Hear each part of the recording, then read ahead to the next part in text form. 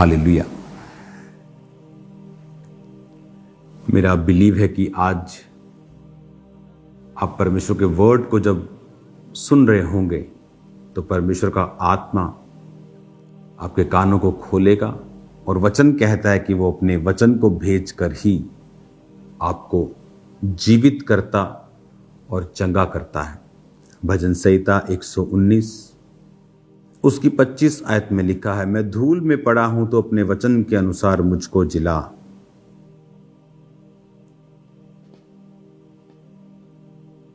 अपने वचन के अनुसार मुझको जिला। बहुत से लोग इस बात को नहीं जानते कि जितनी भी चीजें आप देखते हैं वो सब अनदेखे वचन के बोलने के द्वारा उत्पन्न हुई हैं। जिस हॉल में आप बैठे हैं, जिस जगह आप अपने घर में हैं, जिस कैमरा से मैं आपसे बात कर रहा हूं, जिस माइक से मैं बोल रहा हूं, सब देखी वस्तुएं वचन कहता है कि परमेश्वर के अनदेखे वचन के द्वारा उत्पन्न हुई हैं।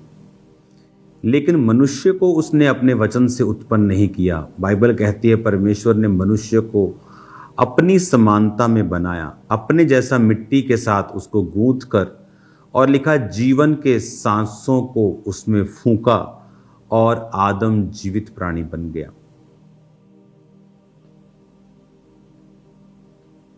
मिट्टी में परमेश्वर ने अपने सांस फूके और लिखा हम जीवित हो गए।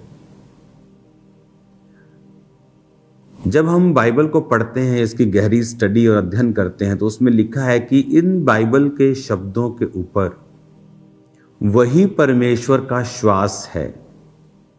वो सेम सांस, श्वास, वो सेम एनर्जी, पावर आप बोल लो, वो सेम लाइफ जो परमेश्वर ने आदम के अंदर फूंकी थी, वो सेम लाइफ उसके वचन के ऊपर है।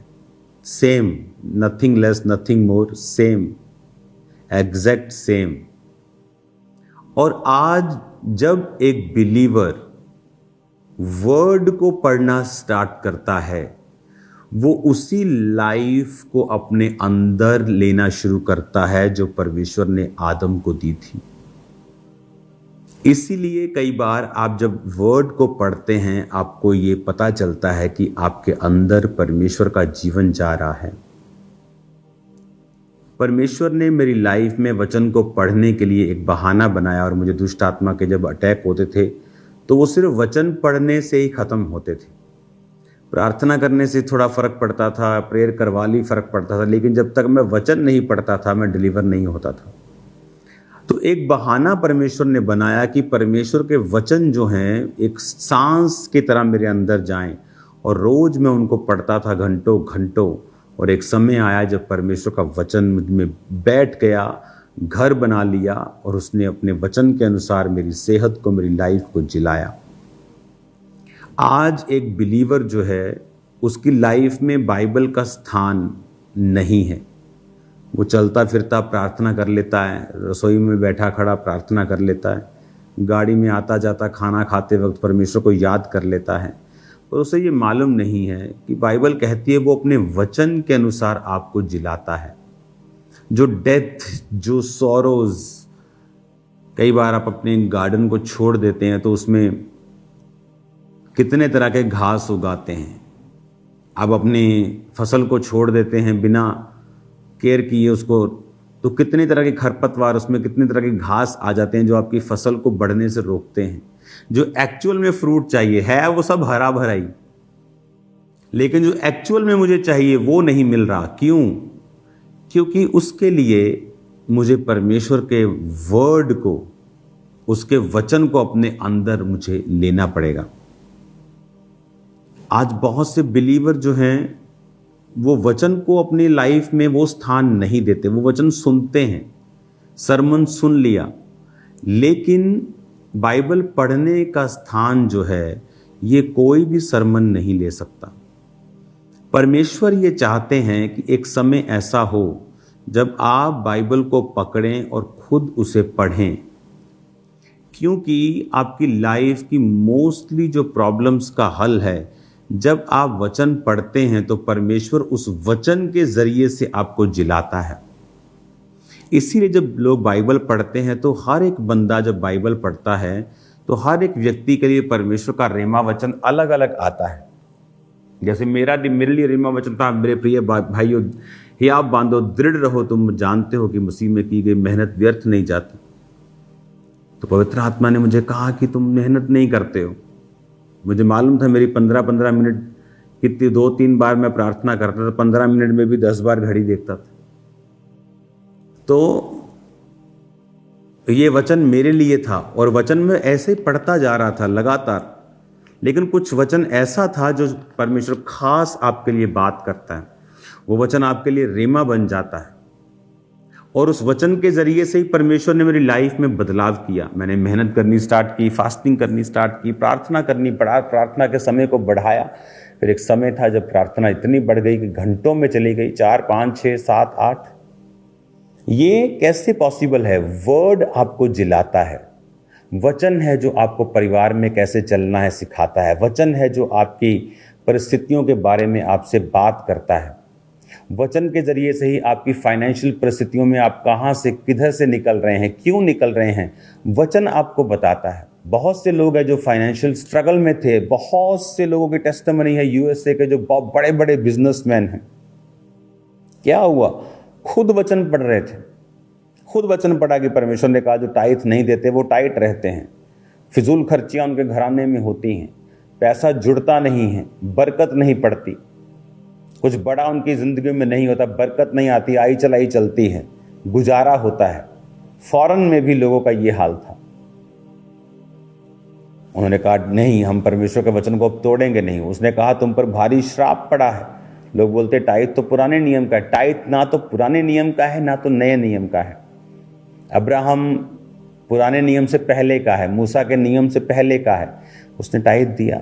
जीसस ने कहा तुम सौंफ और जीरे का दशमांश निकालते हो, अच्छा करते हो, पर न्याय, दया, विश्वास को भी पकड़े रहो। Tithe is not old testament और न्यू टेस्टामेंट। टाइथ एक परमेश्वर का एक वाचा है क्रिश्चियन के लिए जो परमेश्वर को अपना उद्धारकर्ता मानता है। तो लोगों ने वचन को पढ़ा, खुद पढ़ा है, और उसके बाद परमेश्वर ने उनकी जिंदगियों में काम किया और परमेश्वर ने उनकी लाइफ से कर्ज को तोड़ा। आज वो खरबोपति हैं। हजारों लोगों को उन्होंने परमेश्वर के वचन के बारे में, इस बारे में बताया, अपनी टेस्टिमनी को दी, चर्चिस को सपोर्ट किया, सुसमाचार के काम को सपोर्ट किया, करोड़ों लोगों तक सुसमाचार पहुंचा उनके पैसों के द्वारा। कैसे? जब एक व्यक्ति ने परमेश्वर के वचन के द्वारा अपने आप को जिलाया।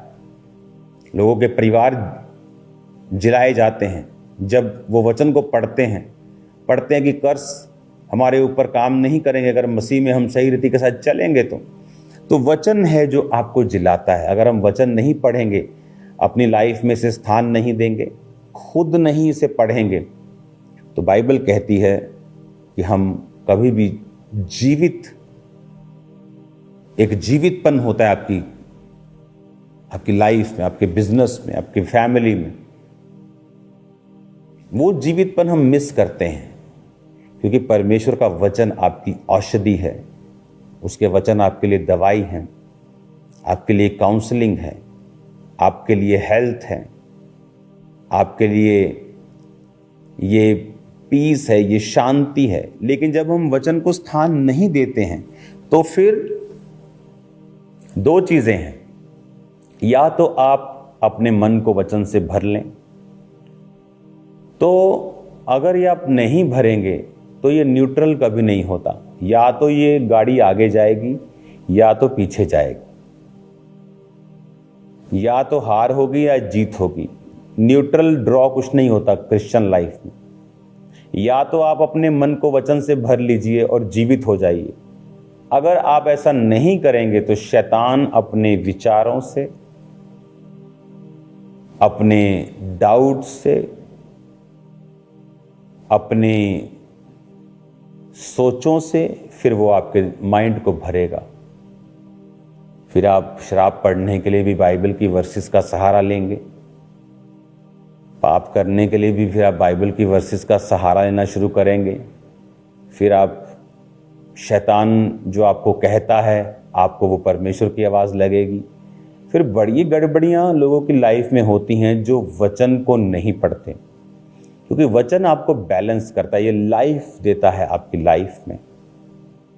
जब आप वर्ड को पढ़ना शुरू करेंगे फिर शैतान के डाउट्स, उसके व्यभिचार की बातें, उसकी सोचें, उसके अटैक्स आपकी लाइफ से ऑटोमेटिकली आप देखेंगे ख़त्म होते हुए। आप जैसे ही वचन पढ़ना शुरू करेंगे शैतान को बिल्कुल पसंद नहीं, इसलिए परमेश्वर ने कहा था लिखा है, लिखा है, लिखा है। 3 बार परमेश्वर ने शैतान को लिखा है कहकर हराया।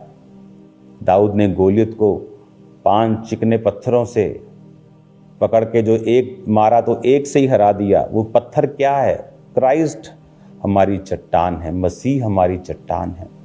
वचन कहता है कि जो मूसा ने जिस चट्टान में से पानी पिलाया था वो चट्टान क्या थी? वो चट्टान मसीह थी। तो मसीह हमारी चट्टान, हमारा रॉक, हमारा पत्थर है वो, जिससे शैतान हारता है। और शैतान ये कोशिश करता है कि आप अज्ञानता में रहें और आप बाइबल से दूर रहें। आप बाइबल को पढ़े नहीं, आप इसको हाथ नहीं लगाएं, या तो आप प्रेयर ही करते रहें, फास्टिंग ही करते रहें, बाइबल को पढ़ें ही ना, ताकि आपकी लाइफ में कभी बैलेंस ना हो। आप रोटी खाते रहें, सब्जी ना खाएं, आप सब्जी खाते रहे, रोटी ना खाएं, आप एक दिन शरबत ही पीते रहे कुछ। आप मेरी बात समझ रहे कि नहीं? आपकी लाइफ में बैलेंस डाइट का होना और बैलेंस लाइफ का होना, बैलेंस स्पिरिचुअल लाइफ का होना बहुत इंपॉर्टेंट है। हालेलुया। आप जब बाइबल पढ़ें उसके बाद प्रार्थना करें, आपकी प्रार्थना में फ़र्क आपको नज़र आएगा। आप जब बाइबल पढ़ें उसके बाद प्रार्थना करेंगे वो ज़्यादा पावरफुल होगी। अपनी लाइफ का एक नियम बनाएं कि मुझे ये 5 चैप्टर, 3 चैप्टर, 4 चैप्टर, 10 चैप्टर मुझे डेली पढ़ने हैं, धीरे धीरे पढ़ने हैं, समझ समझ के पढ़ने हैं। समझ आए ना आए, एक दिन समझ आने लगेगी जब आप लगातार बाइबल को पढ़ेंगे और छोड़ेंगे नहीं। अपने हाथों को उठाओ। मेरे पिता, आज से ये बाइबल को पढ़ें और अपना जीवन वचन के साथ समर्पित करें। खुदावंद तेरे आगे अंधकार की शक्तियां इनके जीवनों में काम ना कर सके। तेरे नाम में ये आशीषित हो खुदावंद, इनकी जिंदगियां आज से बदलें खुदावंद, एक बड़ी बरकत को पाएं, बड़ी आशीष को पाएं प्रभु यीशु के नाम में। जितनी अंधकार की शक्तियां वचन के खिलाफ इनकी लाइफ में काम करती, आउट इन जीसस नेम। मैं तुम्हें ब्लेस्ड घोषित करता हूं। अपने हाथों को उठाएंगे यूके क्रूसेड के लिए, खुदावंद की तारीफ करेंगे, एक बड़े बेदारी के लिए, बड़े काम के लिए प्रभु यीशु के नाम में। अब मैं कनाडा में आ रहा हूं। कनाडा के लोग तैयार रहें, एक बड़ी बेदारी, कनाडा में बड़ी बेदारी हम देखेंगे, बहुत बड़े काम देखेंगे हम इस बार यीशु मसीह के नाम में। अपने हाथों को उठाओ। आने वाले समय में जो एक नई चैरिटी हमने ऐड की है, जो मैरिजेस के साथ, राशन के साथ, अब एक घर बनाने की भी चैरिटी ऐड हुई है। डेली चैरिटी होती है वो अलग है, पास्टर्स की चर्चिस को बनाना अलग है। एक और चैरिटी हमने ऐड की है, स्पिरिचुअल वेलफेयर के द्वारा अपने सीड को भेजना आप ना भूलें, क्योंकि उसी में ही आप बाइबल कॉलेज को मैं बना रहा हूं और उसी में ही बहुत सारी चैरिटीज़ होती हैं। अपने हाथों को उठाएं। खासकर जो ब्रांचेस हैं वो अपने सीड को हमेशा स्पिरिचुअल वेलफेयर के द्वारा भेजें, क्योंकि वहाँ आपके सीड की इतनी ज़रूरत नहीं होती जितनी स्पिरिचुअल वेलफेयर में होती है, क्योंकि बहुत से काम वहाँ चलते हैं। तो उसमें अपने सीड को भेजना ना भूलें और उन्हें भेजें लगातार, और अपने सीडों को, बेस्ट सीडों को ज़्यादा करके भेजें, ताकि हम सब काम को कर सकें यीशु के नाम में। अपने हाथों को उठाओ। खुदावंद, जितने लोग इन चैरिटीज़ में बोए तेरे नाम में ब्लेस हों, तेरे नाम में आशीषित हों, तेरा आत्मा उनकी ज़िंदगी में जुम्बिश करे। इनको वचन पढ़ना और वचन पे चलना सिखा खुदावंद, तेरे जीवित नाम में, प्रभु यीशु के नाम में, आमीन। Hallelujah. God bless you all. इन 2 हफ्ते अभी मैं यहाँ पे हूँ, उसके बाद 1 हफ्ते के लिए मैं कनाडा में आऊँगा। तैयार रहें कनाडा क्रूसेड के लिए। तो 20 जुलाई के बाद मैं वहाँ पे